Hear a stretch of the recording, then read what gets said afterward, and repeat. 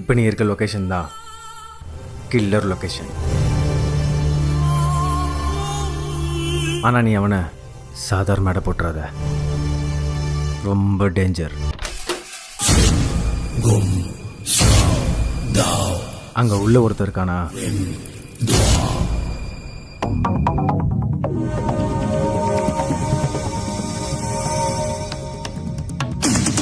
அவன் என் பையனை தூக்கிறதுக்கு முன்னாடி நாம் அவனை தூக்கியே ஆகணும். அங்கே இருக்கவன் தான் என்னோட ஒரே புள்ள. அவனை காப்பாற்றுறதுக்கு தான் ஒன்று அங்கே அமுச்சிருக்கேன். இன்னும் கொஞ்ச நேரத்தில் கில்லர் அங்கே வந்துடுவான்.